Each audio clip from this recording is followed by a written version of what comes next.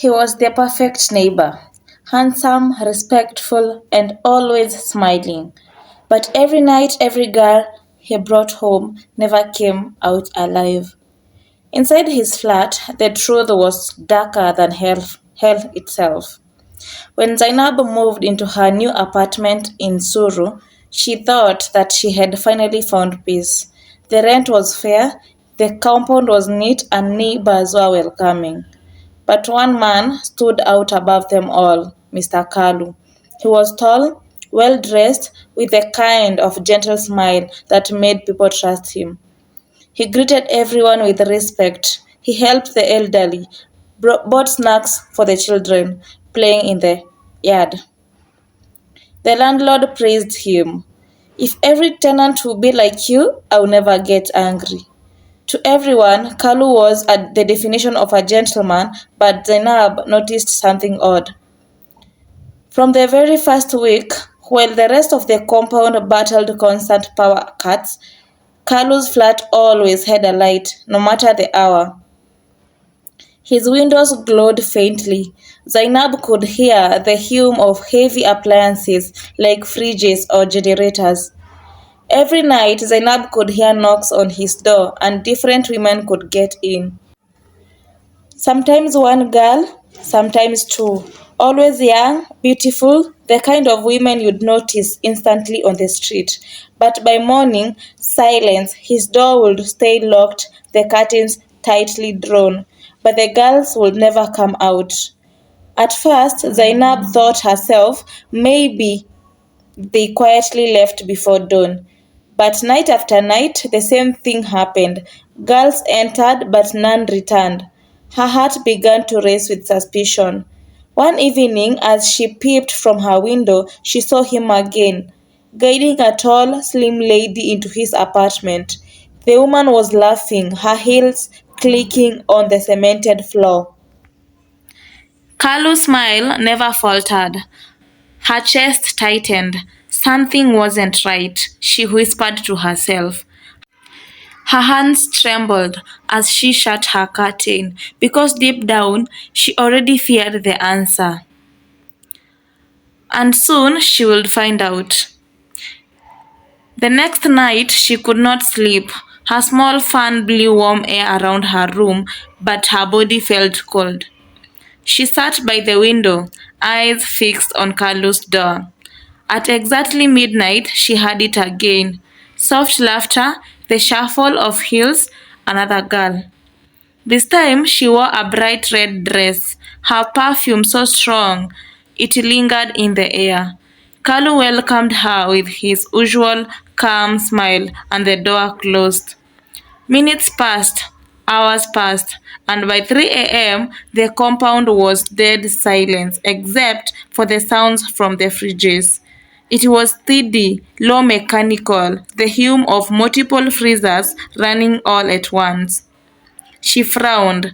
The sound came from Carlos' apartment, vibrating faintly through the wall she shared with him. Why would a single man need that many freezers? She pressed her ear closer. That's when she heard it. A muffled thud, followed by what sounded like a stifled scream. Her chest tightened. She jumped from the wall, breathing slowly. What did I just hear? She tried to convince herself that she was imagining things. Maybe it was the TV. Maybe the girl just fell. But something in her gut screamed otherwise. By morning, she gathered courage. When Kalu left for work, she pretended to sweep the corridor near his flat. That is when she noticed a thick black nylon bag by his back door. It was tied tightly, but a dark liquid had leaked on the floor, staining the cement. The smell hit her nose immediately, metallic, sharp like blood. Her heart hammered. She staggered back, almost dropping her broom. Before she could process it, Kalu reappeared. He gave her that calm smile, eyes steady. Good morning, Miss Zainab. You are up early. Her throat dried. She forced a smile. nodding quickly. Yes, good morning. He bent down, lifted the bag with one hand as though it weighed nothing, and walked towards the gate. Zainab stood frozen, sweat dripping down her back. That was not ordinary bag, and whatever was inside, Zainab prayed that she was wrong about it. Zainab could not get herself all day. By evening, she made a decision. She would start keeping track. That night, she sat by the window again, lights off, curtains drawn slightly down. Her notebook lay open on her laps. At 12:07 a.m., she heard the knock. This time was two girls. Kalu welcomed them in and locked the door. Zainab's pen scratched across the paper. Two girls entered at 12:07 a.m. She waited. By 4 a.m., the laughter had long died. The only noise was that same steady hum, freezers working tirelessly. When the sun rose, Zainab positioned herself by the window again. She watched carefully, her stomach tightened. Hours passed, 9 a.m. came, 10 a.m., but the door never opened. At 2 p.m., Kalu finally stepped out, dressed sharply for work, briefcase in his hand. He greeted the landlord, even gave sweets to the little children at the gate, but the girls, they were gone. Zainab's chest tightened. She flipped through her notebook. 3 nights, 5 girls, all vanished without a trace. Her hands trembled as she wrote. They never came out, not one. That night, she decided to push further. As she walked past his door, pretending to fetch water, she paused. From inside came a faint sound. Not chanting, this time not thuds, it was dripping, like water but thicker, slower. Drip, drip, drip. Her blood ran cold. Then, suddenly, the sound stopped. The door creaked slightly, as if someone inside had been standing right behind it. Listening, Zainab's bucket slipped from her hand and clattered loudly against the floor. She bent quickly to grab it, her heart pounding, her breath stuck in her throat. Inside was silent, but she knew Kalu was there watching and listening. For the first time, Zainab realized if she wasn't careful, she could be next. Zainab could not breathe properly the whole day. Every time she stepped outside to fetch water, every time she heard footsteps in the corridor, her heart skipped. She knew that Kalu was watching her. And also, she knew one truth. If she did not find proof, if she did not act fast, she would end up like those girls. That night she waited. She sat in the darkness, a thin beam from the street lamp outside. Midnight came, and as usual, there was a knock on his door. A new girl. This one had braids, a red purse swinging on her shoulder. Kalu welcomed her in, and the door was shut. Moments later, she heard it. The steady hum on the freezers. Her palms sweat as she whispered to herself, "Today I must confirm."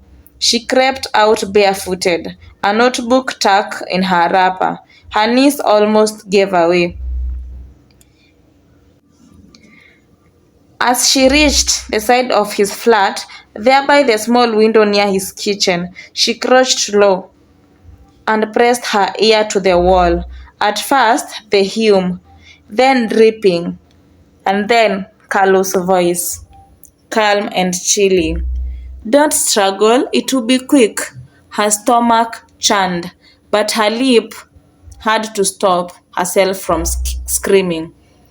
Suddenly, the girl cried out short, desperate.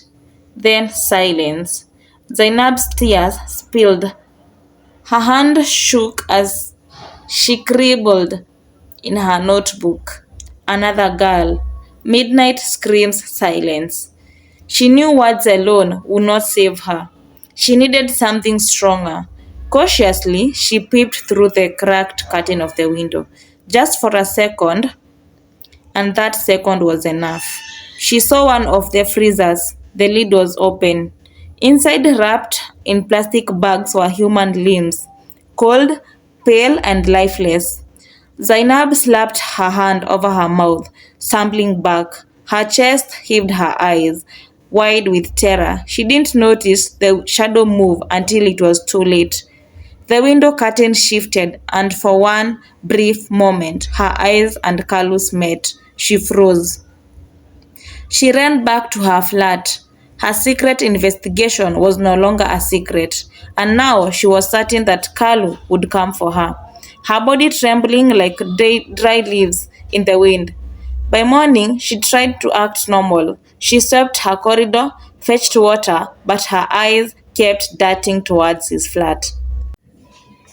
When she returned from the market later that day, she found something that made her blood freeze. A small note slipped under her door. Her hand shook as she opened it. Only 6 words were written. Curiosity can make you kill today. Her knees went weak. That evening, the compound was lively as usual. Carlos spent the evening playing with the kids.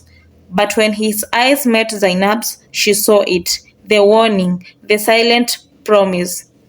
Night fell. By midnight, she had it. Not the usual knock at his door, but this time it was her door. Zainab, his calm voice floated through the wood. I cooked something for you. You should taste it. It is not good for women to starve. Zainab's body turned to stone. She did not answer.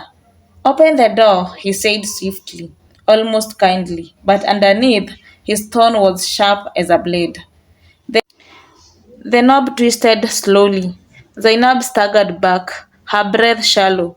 She had locked it. Heavy footsteps echoed in the compound. Someone called Kalu's name. You are awake. Vigilante people are outside. They thought you are a thief. The knob stilled. Silence. Then she heard his footsteps retreat, his door closing with a soft click. Zainab collapsed to the floor, shaking violently. That was not a friendly visit. Zainab knew one thing. If she kept quiet, she was dead. All night she could not close her eyes. She sat on the bed, clutching her notebook filled with dates, time, and details of the girls. By morning, she wrapped the notebook and hid it in her basin of clothes. If Kalu broke in her room, he would not find it easily.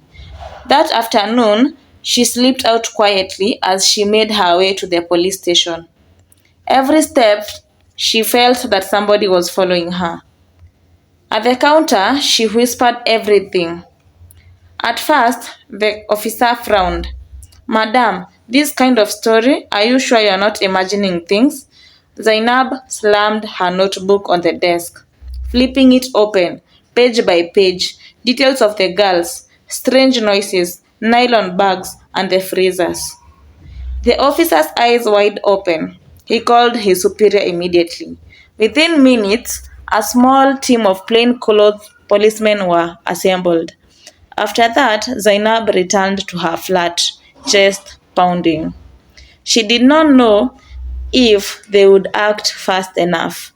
Night fell. By midnight, another girl at Carlos' door. She sat trembling in the darkness, praying that police would come. And then flashlights, red and blue lights. Armed policemen rushed. Kalu opened the door. The neighbors stumbled out of their flats. Kalu stood at his door, composed, smiling faintly as always. Officers, is there a problem? The officers passed him. Within minutes, they flung his curtains wide, yanked open his freezers, and then the truth was spilled out. The room smelled death. The police dragged Kalu out. He didn't fight, He only turned his head toward Zainab. I know it was you, he said softly. For the first time, the devil in disguise was unmasked. The police van carried Kalu away, but his calm face haunted Zainab, and his last word echoed in her ears. I know it was you.